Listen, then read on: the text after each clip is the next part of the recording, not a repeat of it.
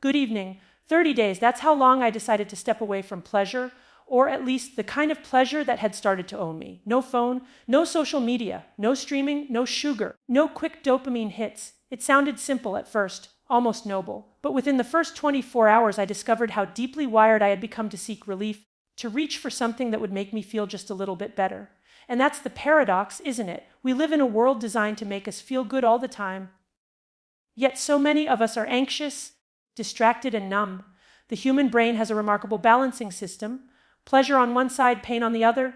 Every time we chase pleasure, the brain tilts toward the pleasure side, but it always compensates. The pendulum swings back. The more often we seek reward, the more sensitive we become to pain. That's why the morning after a binge, whether it's food, social media, or Netflix, feels heavy, flat, even sad. It's not weakness, it's biology. During my detox, I learned that pleasure deprivation is not punishment, it's medicine. When I allowed myself to sit with discomfort, boredom, loneliness, restlessness, something powerful happened. My mind began to quiet. The small things, like sunlight on the floor or the sound of my own breathing, started to feel meaningful again. Without the constant bombardment of stimulation, I began to feel alive, not excited, not entertained, but present. I started to realize that happiness doesn't come from adding more pleasure. It comes from finding balance between pleasure and pain. We've been taught that the good life is the easy life. But the truth is, a little suffering, voluntary mindful suffering, restores our ability to feel joy. Exercise hurts, fasting is uncomfortable, silence is awkward. But these acts recalibrate the reward system. They teach the brain that it doesn't need constant feeding to survive. So what did I learn after 30 days without pleasure? I learned that pain and pleasure are partners, not enemies. That the secret to feeling better isn't more comfort. It's learning to tolerate discomfort. I learned that space, boredom, and restraint are not empty. They're fertile. They're where meaning grows. And perhaps most importantly, I learned that freedom isn't the ability to do whatever we want. It's the power to stop, to pause before we reach, to endure before we indulge, and to choose balance in a world addicted to more. The human brain is an extraordinary balancing machine, constantly adjusting, constantly seeking equilibrium between pleasure and pain. It's a system designed not for endless happiness, but for survival. Every pleasure we experience, whether it's a piece of chocolate, a social media like, or an episode of our favorite show, tips the brain's internal scale toward the side of pleasure. And yet, as soon as it does, the brain pushes back, activating its pain circuits to bring us back to baseline. This is not a moral punishment or weakness of willpower. It's simply how the reward system works. The brain is wired to maintain balance, and when we disturb that balance through overstimulation, it fights to restore it. Imagine a seesaw with pleasure on one end and pain on the other. When we engage in something enjoyable, the seesaw tips toward pleasure. But if we stay there too long or tip it too often, the brain pushes back, adding weight to the pain side. That's why after a night of indulgence, binge, watching, overeating, drinking, or scrolling, we often wake up feeling low, restless, or anxious. We interpret this as emotional weakness or guilt, but what's really happening is neurochemical. The dopamine surge that initially made us feel good has dropped below baseline, leaving us in a temporary deficit. The more we chase that fleeting pleasure to escape discomfort, the deeper the deficit becomes. Over time, this dynamic can trap us. The more pleasure we seek, the more pain we feel. The more we try to feel better, the worse we get. This is the cycle of addiction, not just to drugs, but to anything that hijacks the brain's reward system: food, gambling, gaming, pornography, social media, even productivity. We live in an age where our environment is saturated with high-reward stimuli, available instantly and in unlimited quantities. Every notification, every advertisement, every click is engineered to grab our dopamine circuitry and hold it hostage. Our brains, which evolved to survive in a world of scarcity, are now drowning in abundance. The result is that many of us are living in a state of chronic overstimulation and subtle withdrawal. We are rarely satisfied, rarely still, always wanting something, a taste, a hit, a scroll, a distraction. We crave constant relief from our own minds, and yet the relief we seek through pleasure often deepens the very discomfort we're trying to escape. The brain adapts to the flood of dopamine by downregulating its receptors. It becomes less sensitive to reward. What used to bring joy now barely registers. The threshold for pleasure rises, while the capacity for contentment falls. We become numb. Understanding this balance between pleasure and pain isn't about rejecting pleasure or glorifying suffering. It's about recognizing that pleasure, when pursued excessively or too frequently, can paradoxically produce pain. Conversely, a healthy dose of discomfort can actually restore our ability to feel pleasure. When we fast from stimulation by avoiding screens, sugar, or other rewarding behaviors, we allow the brain to recalibrate. The pain side of the scale slowly lightens, and the pleasure side regains sensitivity. That's why people who take breaks from social media often report feeling calmer, clearer, and more present. It's not just psychological, it's physiological. When we stop chasing constant pleasure, we begin to rediscover small joys that were once invisible. The smell of rain, the sound of leaves, the taste of simple food, these become vivid again. This is not because life becomes more stimulating, but because our brain's capacity to register satisfaction is restored. By respecting the brain's balance, we recover something even deeper than pleasure, the ability to appreciate. This balance between pleasure and pain also explains why activities that are initially difficult, exercise, studying, meditation, eventually bring a deeper form of joy. These actions tilt the seesaw toward pain first, but as the brain compensates, it releases dopamine afterward, producing sustained satisfaction. In contrast, activities that provide immediate pleasure often lead to an opposite pattern: dopamine up front, pain afterward. The order matters. When pleasure comes after effort, it's earned and enduring. When it comes without effort, it's fleeting and leaves a shadow of discomfort behind. Learning to live with this awareness transforms how we make choices. Instead of asking, "What will make me feel good now?" we can ask, "What will keep me balanced later?" The question shifts us from short-term gratification to long-term well-being. It also teaches us compassion for ourselves and others, because we start to see addiction and compulsive behavior not as moral failure, but as the brain's desperate attempt to find equilibrium in a world that constantly tilts the scale toward pleasure. Ultimately, the lesson is simple but profound. Balance is not achieved through endless pursuit of pleasure, but through respecting the natural rhythm between pleasure and pain. Every time we choose to pause before indulging, to tolerate a little boredom, to sit in silence instead of stimulation, we strengthen our capacity for joy.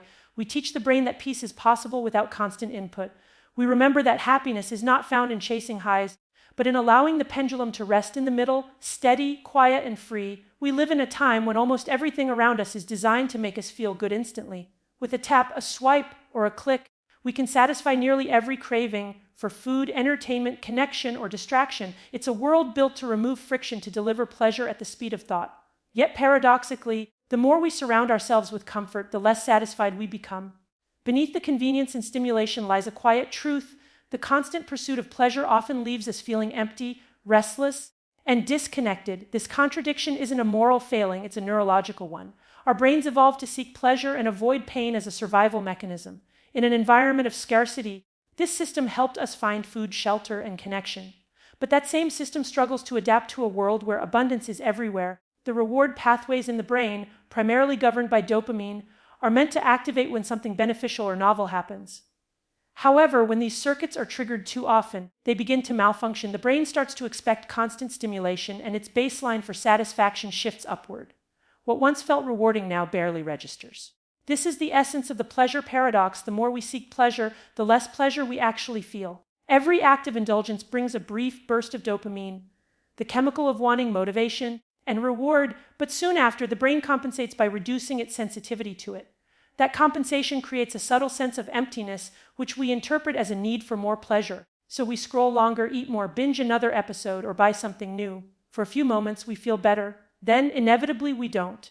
And so the cycle repeats, leaving us not happier but hungrier. This endless loop of pursuit and disappointment explains much of modern discontent. People are busier, more entertained, and more connected than ever, yet rates of anxiety, depression, and loneliness are rising.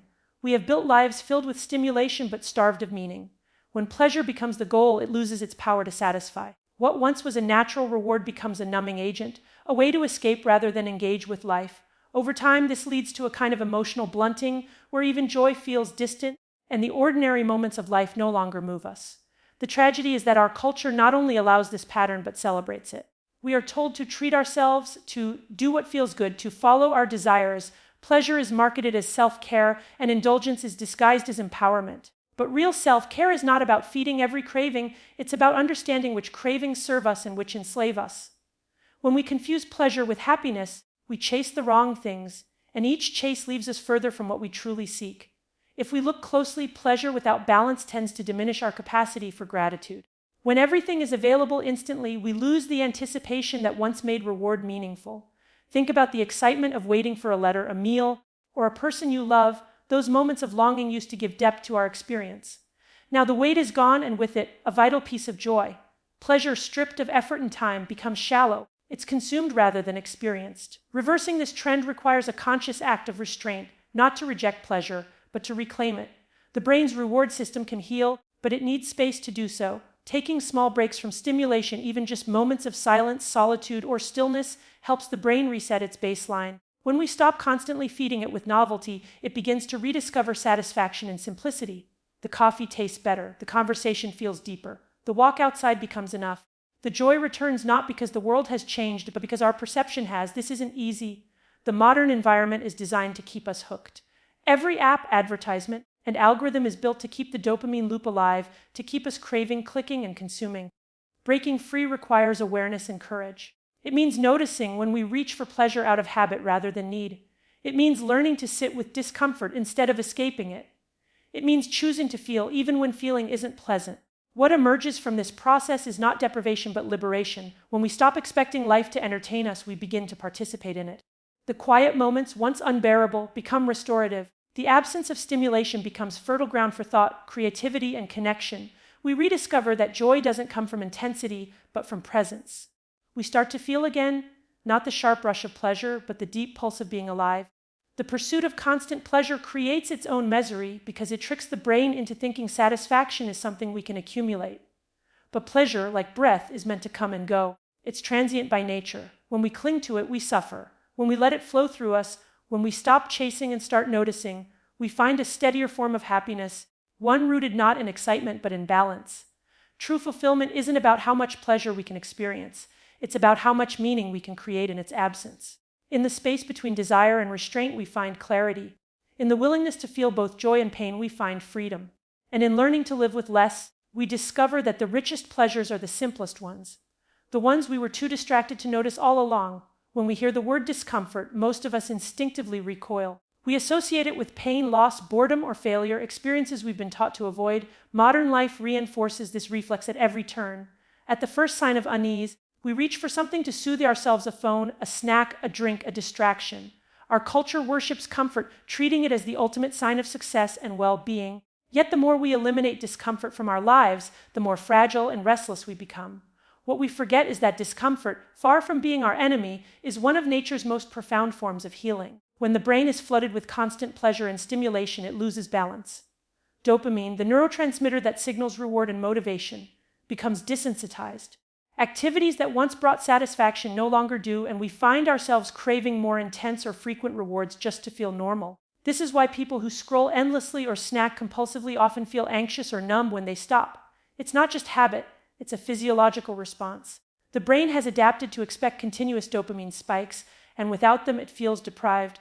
But here's the paradox: the very discomfort we feel when we stop seeking pleasure is the beginning of healing. When we allow ourselves to experience the craving, the boredom, the emptiness, we start to reset our brain's balance. The pain circuits that were suppressed by overstimulation come alive again, and over time, the reward system begins to function normally. This process, unpleasant as it is what restores our ability to feel joy. In other words, discomfort is not a signal to escape, it's a signal to grow. During periods of rest or abstinence, the brain starts producing dopamine naturally again in smaller, steadier amounts. These subtle waves of pleasure are what make simple things, a walk, a conversation, a quiet moment, feel good once more. When we constantly avoid discomfort, we rob ourselves of this recovery process. We trap the brain in a cycle of artificial highs and inevitable lows. The result is a state of chronic dissatisfaction, a life that feels busy and full, yet emotionally flat. Leaning into discomfort is an act of trust that the unpleasant sensations won't destroy us, that they're temporary, and that on the other side of them lies something meaningful. Consider how this plays out in the body. When you exercise, muscles ache, breath quickens, and fatigue sets in. But this temporary stress triggers adaptation. The body grows stronger, more resilient. The same principle applies to the mind. Emotional or psychological discomfort, when faced with awareness and patience, leads to mental and emotional growth. It teaches endurance, humility, and perspective. We often assume that peace means the absence of pain, but peace actually comes from the ability to face pain without fleeing from it. Avoidance only amplifies fear. When we turn toward our discomfort, when we sit still through the restlessness or the sadness, we discover that it changes form. What once felt unbearable becomes manageable, even meaningful. It becomes a teacher showing us what we've been running from and what we need to confront. Discomfort also reawakens gratitude. When everything is easy, we take everything for granted. But when we endure moments of struggle, fasting, solitude, silence, even boredom, the smallest pleasures regain significance. The taste of food, the warmth of sunlight, the sound of a friend's voice, All these become vivid again. The contrast is what makes them beautiful. Without moments of deprivation, we lose our ability to appreciate abundance. Without stillness, we can't recognize peace. This principle extends far beyond personal well-being. As a society, we've built systems that remove every trace of friction. Instant entertainment, instant food, instant validation, yet mental health is declining and loneliness is spreading. The more we chase comfort, the more disconnected we become from ourselves and others. Discomfort, paradoxically, is what binds us. Shared hardship, shared effort, shared patience. These are the ingredients of genuine connection. A conversation that requires vulnerability, a task that demands persistence, an act of service that costs us something. These moments forge bonds deeper than pleasure ever could. When we begin to see discomfort as healing, we stop fighting it and start working with it. This doesn't mean we seek suffering for its own sake, but rather that we respect its role in our growth. It means choosing moments of intentional struggle, a cold shower, a long walk without a phone, a period of fasting, or even a few minutes of meditation despite the urge to stop.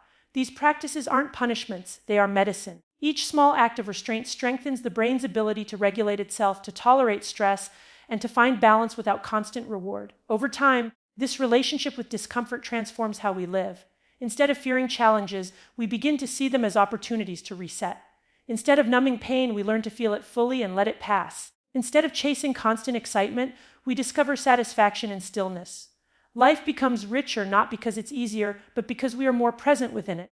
Discomfort is not the opposite of pleasure. It's the foundation that allows pleasure to exist in a meaningful way. Just as night gives context to day, discomfort gives depth to joy. It reminds us that feeling alive is not about being endlessly comfortable. It's about being open to the full range of human experience. When we stop running from discomfort, we stop running from ourselves. We begin to heal not by adding more pleasure, but by allowing pain to do its quiet, necessary work. And in that space, the space between craving and calm, we rediscover what it truly means to feel alive. When life is stripped of constant stimulation, something remarkable happens. The world, which once felt flat and overfamiliar, begins to come alive again. The smallest details, the way light filters through a window, the sound of footsteps on gravel, the rhythm of one's own breath, regain significance. This is not because the world has changed, but because the mind has. When we step away from the endless pursuit of pleasure and allow ourselves to sit in simplicity, the brain slowly reawakens to its natural sensitivity. It begins to feel again, not in a dramatic or euphoric way, but in a quiet, steady way that feels profoundly human. Our brains are not designed for constant novelty. Every surge of dopamine from scrolling, streaming, or snacking is a signal that something exciting or rewarding has occurred. But when those signals come too frequently, the brain adapts.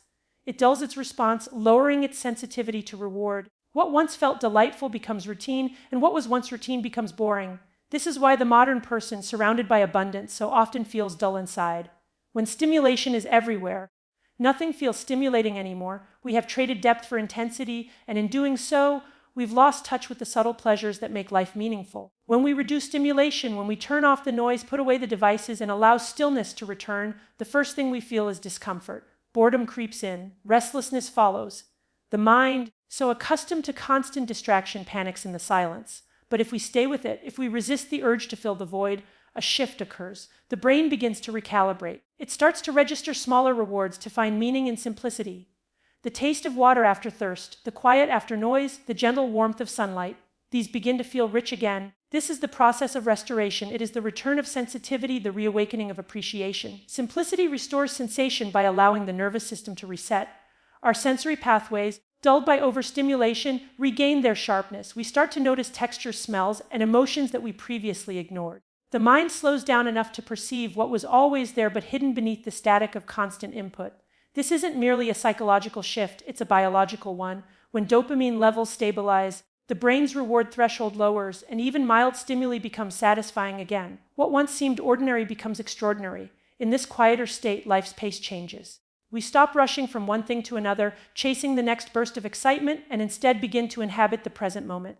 The ordinary becomes sacred. Drinking a cup of tea is no longer just a break in the day, it becomes a ritual.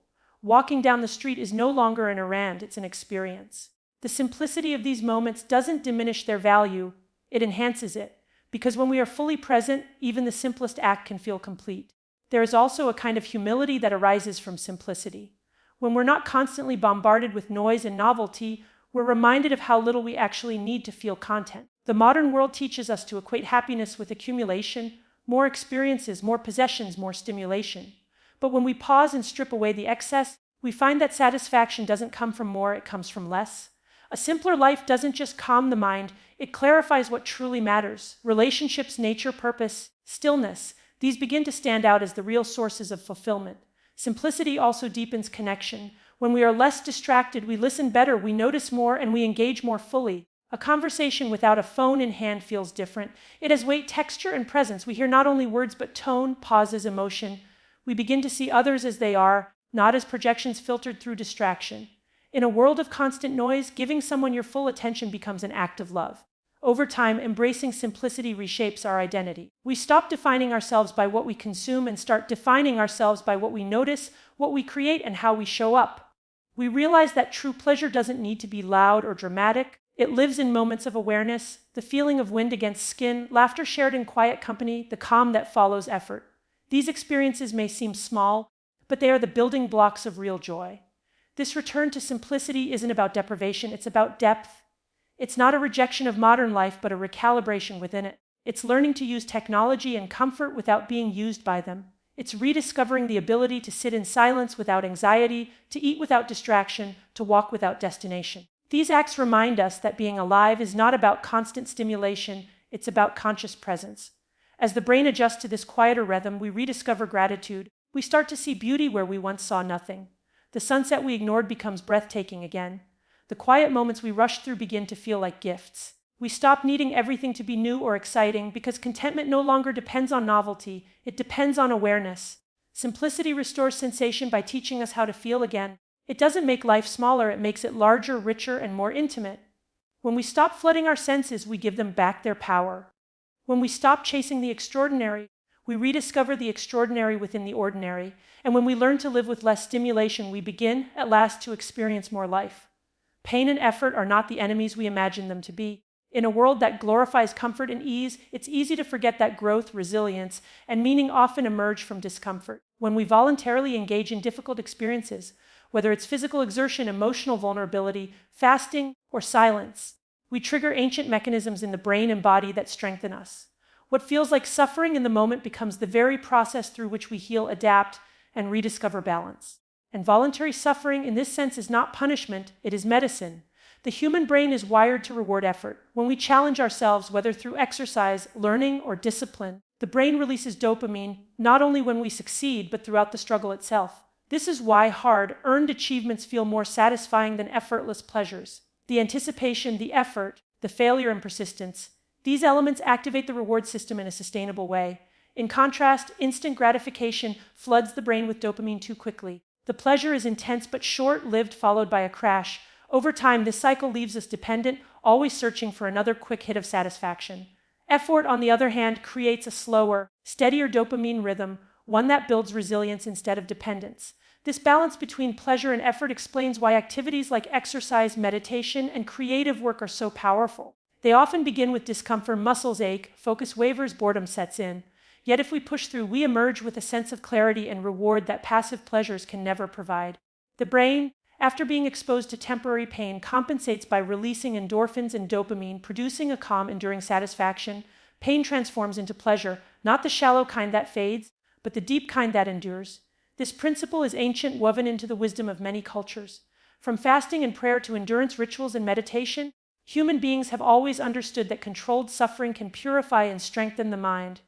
These practices weren't meant to deny pleasure, but to restore balance. They helped individuals reconnect with their inner life, sharpen their focus, and awaken gratitude. In our modern era, however, we've lost touch with this truth. We avoid pain at every turn, through comfort foods, constant entertainment, and distraction, and as a result, our threshold for discomfort keeps shrinking. We've become more sensitive, more anxious, and paradoxically, less happy. Voluntary suffering is the antidote to this fragility. It teaches us that pain, when approached mindfully, is not something to fear but to use. When we choose to step into discomfort, we reclaim control over our nervous system. We prove to ourselves that we can survive unease, hunger, fatigue, silence, boredom, and in doing so, we expand our capacity for life. Each small act of discipline becomes an act of liberation. It reminds the brain that it can find satisfaction not just in indulgence, but in endurance. Consider physical exercise. On the surface, it's simply controlled stress, microtears in muscles, elevated heart rate, shortness of breath. Yet the body interprets this challenge as a signal to grow stronger. The same applies to emotional effort. Facing an uncomfortable truth, having a difficult conversation, or confronting fear all feel painful in the moment, but they fortify our inner life. They create confidence born not from avoidance but from experience. We learn that we can handle what once seemed unbearable. In this way, voluntary suffering becomes a form of self-respect. It's an acknowledgement that we are capable of more than we think. It replaces the shallow comfort of avoidance with the profound satisfaction of mastery. Each time we delay gratification, resist impulse, or endure discomfort for a greater purpose, we send a message to ourselves: I am not ruled by my cravings, I am in control. That message builds integrity, confidence, and peace. There's also a spiritual dimension to this process. When we engage in effortful activities, we reconnect with humility. Pain levels the ego. It reminds us that we are part of something larger, subject to natural laws, limited but capable of growth. Through struggle, we find empathy for others who suffer. Through effort, we discover gratitude for the moments of rest and joy that follow. Pleasure tastes sweeter when it's earned. Comfort feels deeper when it's contrasted with strain. Modern science supports what ancient wisdom already knew: controlled discomfort resets the brain's reward system. Cold exposure, intermittent fasting, meditation, and exercise all trigger the body's stress response in manageable doses, leading to greater mental health and resilience. These practices regulate dopamine, lower anxiety, and increase the brain's sensitivity to natural rewards. In other words, a little pain teaches the brain how to feel good again.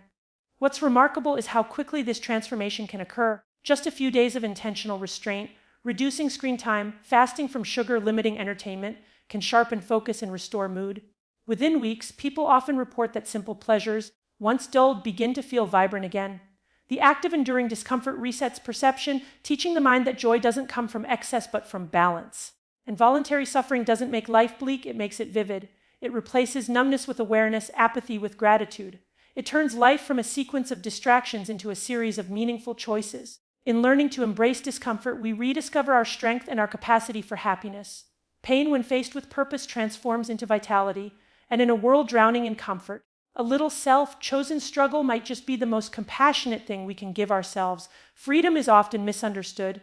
We tend to think of it as the ability to do whatever we want, whenever we want, without limitation or restraint. We imagine freedom as an endless array of choices, immediate gratification, and unrestricted access to every pleasure imaginable. Yet in reality, this kind of freedom is an illusion.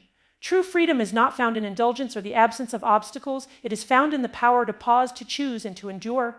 It is the ability to say no, to resist impulse, and to create space between desire and action. This distinction is subtle, but it is profound, and understanding it changes how we live. When we chase every craving, every impulse, we give up control over our own behavior. We allow external stimuli, notifications, advertisements, social pressures to dictate our choices. The brain's reward system, designed to motivate us toward survival, becomes hijacked by the endless pursuit of immediate pleasure. Each time we reach for a dopamine hit without pause, we reinforce a cycle of dependence. Over time, the capacity for self-control weakens, and with it, the very freedom we thought we had. What we mistake for autonomy is actually compulsion. We are no longer masters of our choices. We are prisoners of our cravings. True freedom, by contrast, requires restraint. It requires awareness of the impulses that arise in the mind and the ability to decide which to follow and which to set aside. This kind of freedom is active, not passive. It is cultivated through practice, discipline, and intentionality. When we learn to pause before acting, to tolerate discomfort instead of fleeing from it, we create the conditions for real autonomy. The simple act of waiting, reflecting, or resisting is not deprivation, it is empowerment. It is a conscious reclaiming of control from the forces that would otherwise drive us. Consider the modern environment. Everything is designed for immediacy. Messages, entertainment, food, and shopping are available at the touch of a finger. The brain receives constant dopamine reinforcement, and we are conditioned to expect it. In such a context, the ability to stop, to pause, to delay gratification, to do without, is itself an act of freedom. By practicing restraint, we remind ourselves that we are not slaves to our impulses. We are capable of deliberate choice. We learn that life is not about reacting to the environment, but about responding with intention. This capacity to pause has profound psychological effects. It allows the mind to settle, to evaluate the true value of what we seek, and to consider long-term consequences. It separates desire from action and craving from fulfillment. By creating a space between impulse and behavior, we protect ourselves from overconsumption and the emotional turbulence it produces. We begin to see that many of our cravings are not necessities, but distractions. We realize that instant gratification often undermines deeper satisfaction. Freedom is found not in giving in, but in the ability to choose wisely. Freedom also encompasses the ability to endure discomfort. Life is inevitably filled with challenges: pain, loss, uncertainty, and frustration. The capacity to face these experiences without being overwhelmed by them is a form of liberation. When we resist the urge to escape through distraction, numbing, or indulgence, we strengthen our resilience. Each moment of tolerated discomfort is a declaration we are capable, we are present, we are in control. The more we cultivate this tolerance, the less we are bound by the emotional highs and lows that otherwise dictate our behavior. In practice, true freedom looks like intentionality in daily life. It manifests as the choice to limit screen time despite boredom, to fast despite hunger, to meditate despite restlessness, to work through difficult emotions rather than fleeing from them. Each of these choices reinforces the principle that we are the authors of our own behavior. Over time, these small acts of self-regulation accumulate, creating a stable foundation for autonomy. The freedom to pause and endure compounds, allowing us to navigate life with clarity, focus, and purpose. Moreover, this kind of freedom reshapes how we experience pleasure. When we are no longer enslaved by impulse, the rewards we do choose become richer. A meal tastes better when we have practiced restraint. A conversation feels deeper when we are fully present. A quiet moment feels restorative when it is chosen, not imposed. Freedom transforms pleasure from something fleeting into something meaningful because it is earned and appreciated. It teaches us that joy is not merely the result of external input, but the outcome of intentional living. In essence, freedom is a skill, not a circumstance. It is cultivated through mindfulness, discipline, and the courage to face discomfort. It is not the absence of limitation, but the presence of control over our responses to limitation. Every time we choose to pause, reflect, or endure, we reclaim a part of ourselves that society, technology, and habit often try to erode. The more we practice this kind of freedom, the less we are driven by external forces and the more we are guided by conscious choice.